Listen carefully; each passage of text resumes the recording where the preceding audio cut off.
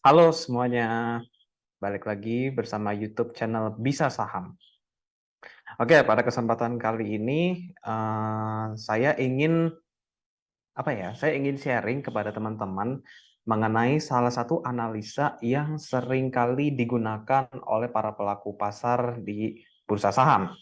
Ya, seperti yang teman-teman tahu, ada fundamental dan ada juga teknikal. Dan pada kesempatan kali ini saya akan membahas yang teknikalnya. Oke. Pertama, kalau misalnya kita ngomong analisa teknikal, berarti kita itu berbicara soal historical data ya, di mana harga itu pernah mencapai pada sebuah titik tertentu, baik itu berada di atas maupun di bawah. Oke, sekarang kita langsung ke intinya aja ya. Yang pertama, kalau misalnya kita ngomong berbicara soal analisa teknikal, itu pasti pertama yang harus teman-teman ketahui itu adalah garis demand dan garis supply. Apa sih itu demand? Apa sih itu supply?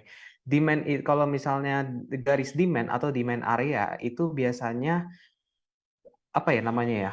Orang-orang itu permintaannya banyak. Jadi harga itu ada kecenderungan ditahan dari yang sebelumnya turun menjadi naik.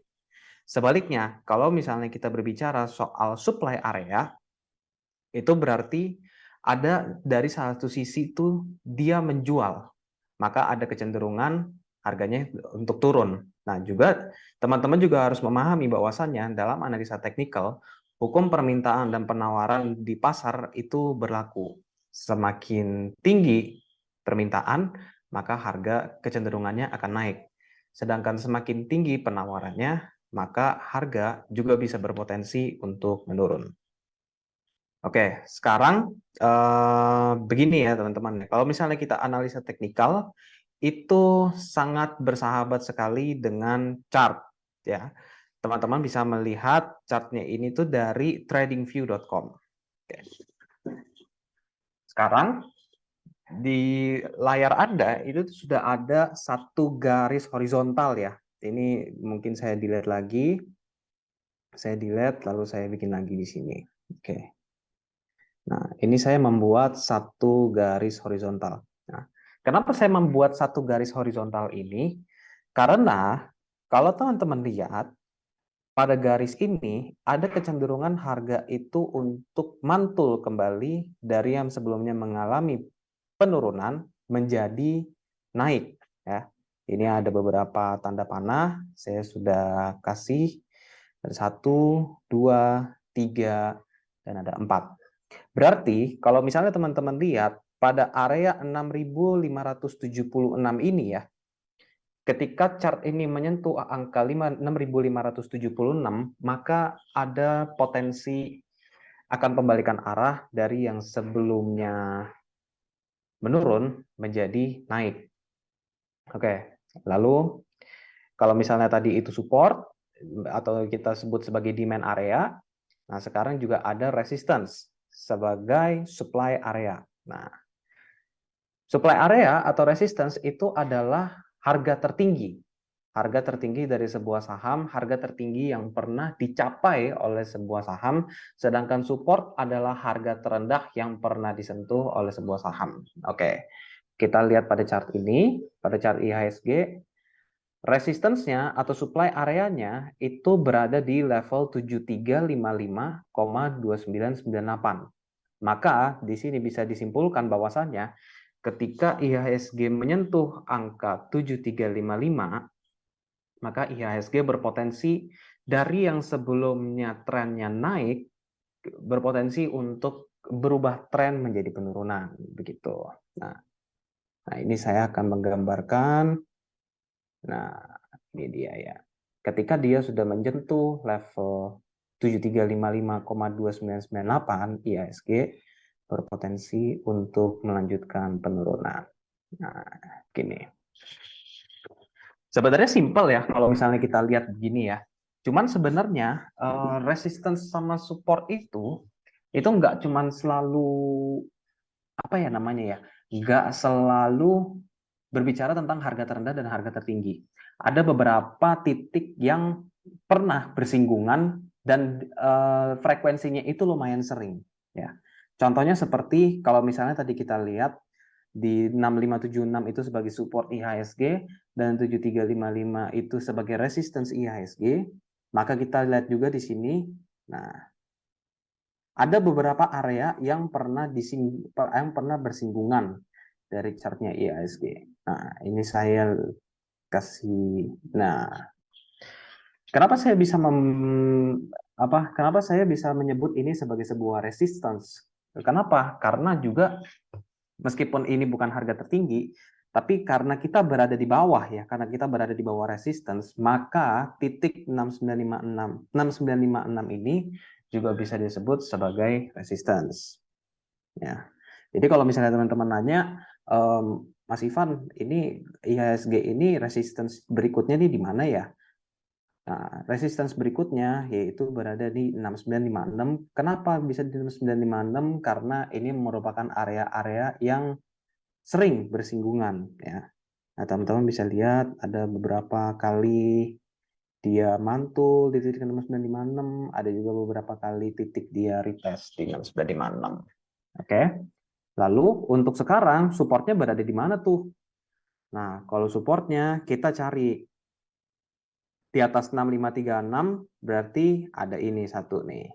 Nah, kenapa bisa ada ini? Karena area ini juga sering bersinggungan ya. Nih, di level 6752,0908. Jadi ketika harga sudah mendekati area tersebut di area 6752, maka IHSG yang tadinya menurun bisa berpotensi untuk ada kenaikan dalam jangka waktu singkat ya. Sama juga seperti hari ini, di mana IHSG diperdagangkan menguat 0,59% karena dia sudah menyentuh supportnya yang berada di level 6752. Gitu. Nah, apabila sebuah support ditembus, dalam artian kalau misalnya IHSG ini dia tidak mampu ya untuk bertahan di 6752, maka dia berpotensi untuk melanjutkan penurunan ke level 6576 seperti support pertama atau demand area pertama yang tadi sudah kita bahas. Dan ketika amit-amitnya lagi, kalau misalnya IHSG tembus lagi ke bawah, bagaimana Mas Ivan? Nah, berpotensi untuk menurun sampai kita harus cari lagi nih, kita harus breakdown lagi ke belakang berapakah support IHSG terdekatnya. Nah, ketika sebuah support ditembus, maka dia bisa berpotensi untuk menelusuri support berikutnya yang berada di 6504. Ketika 6576 ini tembus ya, maka dia bisa berpotensi untuk ke 6504. Teman-teman juga tipsnya nih ya, kalau misalnya buat analisa teknikal untuk support dan resistance, teman-teman tuh bisa menggunakan time frame waktu yang lumayan panjang ya, seperti ada 1 hari. Nah, ini teman-teman bisa lihat nih di bagian sini. Itu ada 1 hari, 1 minggu, 1 bulan, tapi biasanya saya sih pakainya kalau nggak harian, mingguan, atau untuk buat jangka panjangnya itu bisa sampai tahunan. Gitu. Oke, lalu juga teman-teman juga harus lihat lagi bahwasannya area atas itu resistance, area bawah itu juga support, untuk dasarnya seperti itu.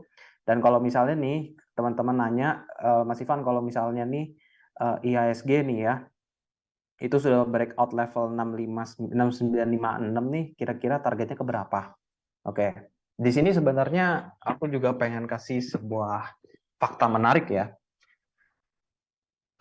Sebenarnya angka-angka psikologis itu bisa dijadikan oleh teman-teman sebagai sebuah patokan. Contohnya 1000, 2000, 3000, 4000.